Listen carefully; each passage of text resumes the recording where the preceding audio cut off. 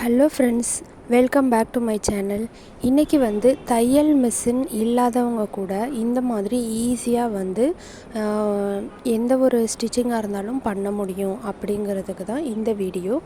இந்த நைட்டி பார்த்திங்கன்னா கீழேயும் கொஞ்சம் பெருசாக இருக்குது, ப்ளஸ் சைடும் நம்ம பிடிக்கணும், இந்த மாதிரி ஒரு சுச்சுவேஷனில் இருக்குது. அப்படிங்கிறப்ப இதை எப்படி வீட்டிலையே தையல் மிஷின் இல்லாதவங்க கூட எளிமையாக இதை ஸ்டிச் பண்ண முடியும் அப்படிங்கிறதுக்கு தான் இந்த வீடியோ. ரொம்பவே ஈஸியாக ஸ்டிச் பண்ணலாம். இந்த மாதிரி ஸ்டிச் பண்ணுறது பார்த்திங்கன்னா சீக்கிரத்தில் தையல் விட்டுரும், அந்த மாதிரிலாம் பயப்பட தேவையில்லை. ரொம்ப ரொம்ப சூப்பராகவே தைக்க முடியும். வாங்க இப்போ நம்ம எப்படி தைக்கலாம் அப்படின்னு பார்க்கலாம்.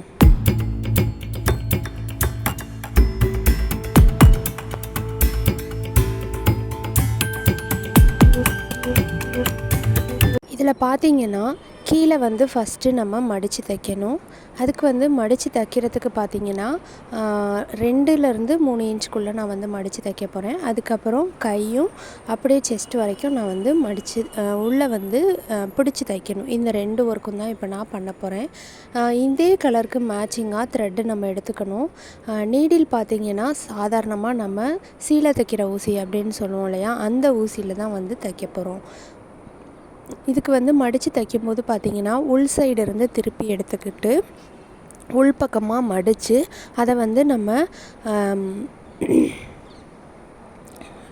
இந்த அளவுக்கு பிடிச்சி நம்ம மடித்து தைக்கணும். ஓவர்லாக் பண்ணுற மாதிரி தான் நம்ம தைக்க போகிறோம். நீடில் பார்த்திங்கன்னா இந்த மாதிரி நார்மல் நீடில், இந்த நீடில் தான் யூஸ் பண்ண போகிறேன்.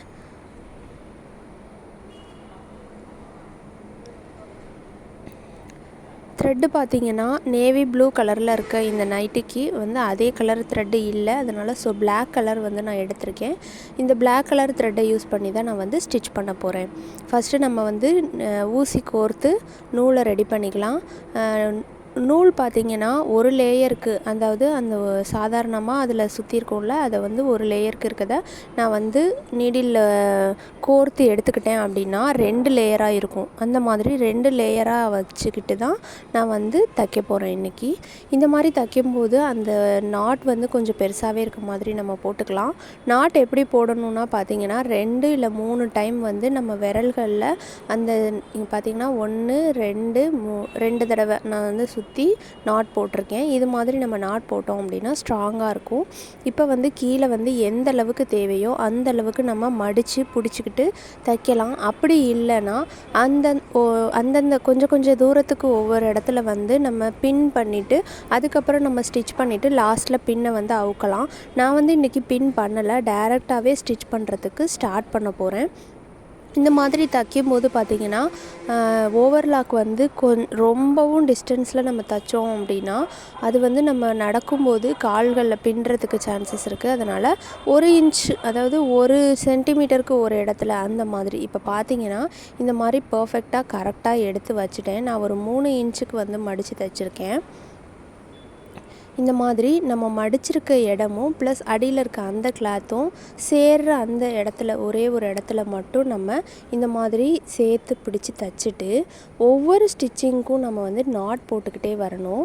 இந்த மாதிரி நாட் போடும்போது பார்த்திங்கன்னா சப்போஸ் ஒரு ஸ்டிச் அவுந்துச்சு அப்படின்னாலும் அந்த ஸ்டிச் மட்டும்தான் அவரும், அதுக்கு பக்கத்தில் இருக்க அடுத்த ஸ்டிச்சு இல்லை முன்னாடி இருக்க அந்த ஸ்டிச், அந்த மாதிரி அந்த ஸ்டிச்சு அவராது, ரொம்பவே ஸ்ட்ராங்காக இருக்கும். இந்த மாதிரி மெத்தடை யூஸ் பண்ணி நம்ம ஸ்டிச் பண்ணுறோம் அப்படின்னா ரொம்ப ஸ்ட்ராங்காக இருக்கும். அதில் ஃபுல்லாக கேரண்டி நான் கொடுப்பேன். ஏன்னா நான் நிறைய டைம் இந்த மாதிரி தைச்சிருக்கேன் நார்மல் த்ரெட்லேயே, மிஷின் இல்லாமல் கையிலையே தைச்சிருக்கேன். நீங்கள் பார்த்தீங்கன்னா கரெக்டாக அடியில் இருக்க கிளாத்து ப்ளஸ் நம்ம மடிச்சிருக்க அந்த எட்ஜு 2யும் சேர்த்து நம்மளோட இந்த இடத்துல இப்படி சுற்றும் போது பார்த்திங்கன்னா ஒரு நாட் நமக்கு ஃபார்ம் ஆகிடும். அதனால் நம்மளோட ஸ்டிச்சிங் ரொம்பவே ஸ்ட்ராங்காக இருக்கும். ஒவ்வொரு ஸ்டிச்சிங்க்கும் நம்ம கரெக்டாக இழுத்து டைட் பண்ணிவிட்டு அடுத்தடுத்த ஸ்டிச் போகணும். 1 இன்ச்சுக்கு ஒரு இடத்துல அந்த மாதிரி தான் நான் தைச்சிட்டு வரேன். ஃபுல்லாக நம்ம ரன்னிங் மாதிரி தைக்கிறத விட இந்த மாதிரி நம்ம ஒவ்வொரு நாட் போட்டு தைச்சோம் அப்படின்னா ரொம்பவே ஸ்ட்ராங்காக இருக்கும். ஓகே ஃப்ரெண்ட்ஸ், இதே மாதிரி நான் ஃபுல்லாக தைச்சிட்டு அதுக்கப்புறம் கைக்கிட்ட நம்ம எந்த மாதிரி பிடிக்கணும் அப்படிங்கிறத பிடிச்சி தைக்கிறது அப்படிங்கிறத நான் சொல்கிறேன். ஃபஸ்ட்டு இதை முடிச்சுட்டு வந்துடலாம்.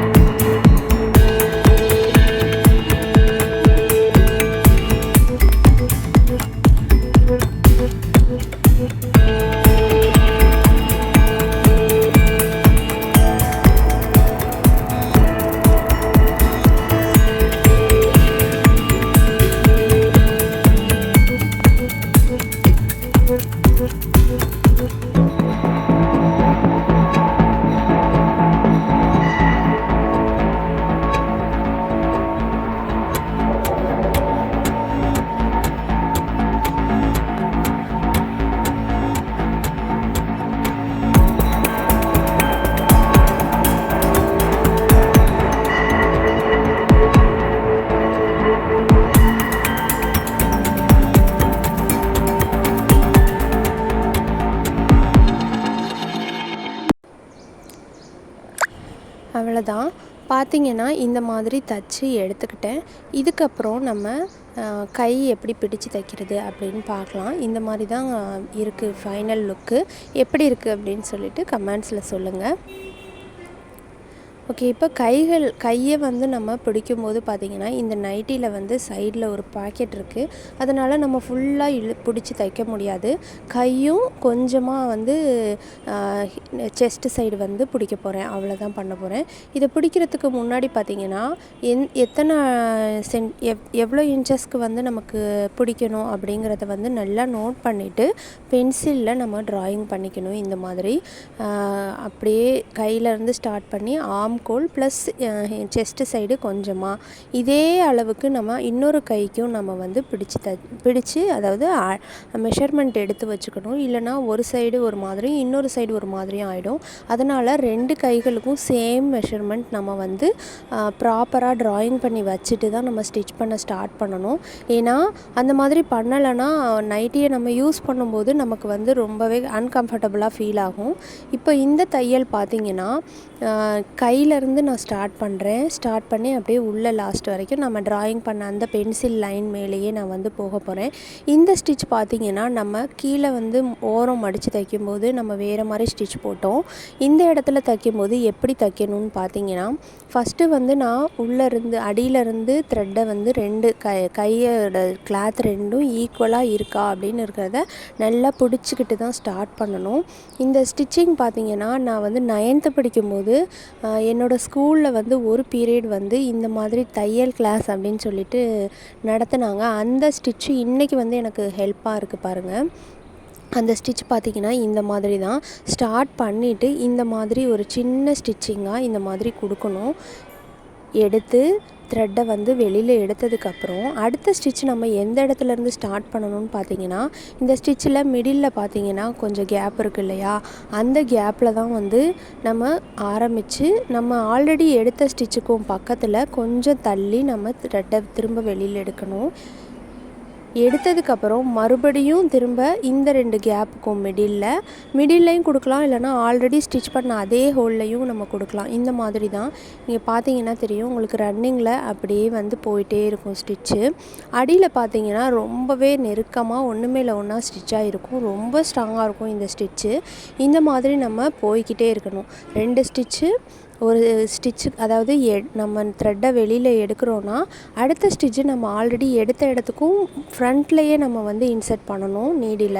இது மாதிரி ரன்னிங்கில் நம்ம போயிட்டே இருக்கணும். இவ்வளோ தான் இந்த ஸ்டிச்சு. ஓகே ஃப்ரெண்ட்ஸ், இந்த ஸ்டிச்சும் உங்களுக்கு வந்து பிடிச்சிருக்கும், ஈஸியாக எக்ஸ்ப்ளனேஷன் கொடுத்துருப்பேன் அப்படின்னு நான் நினைக்கிறேன். இந்த வீடியோ உங்களுக்கு பிடிச்சிருந்துச்சுன்னா லைக் பண்ணுங்கள். நம்ம சேனலில் இருக்க வீடியோஸ் பிடிச்சிருக்குன்னா நம்ம சேனலை சப்ஸ்கிரைப் பண்ணிவிட்டு பக்கத்தில் இருக்க பெல் பட்டனையும் கிளிக் பண்ணிக்கோங்க. அப்படியே அப்போ தான் நான் போடுற புது வீடியோஸ் உடனே உங்களுக்கு நோட்டிஃபை ஆகும். ஓகே ஃப்ரெண்ட்ஸ், நெக்ஸ்ட்டு சூப்பரான வீடியோவில் வந்து நான் உங்களை மீட் பண்ணுறேன். Thank you so much. பை.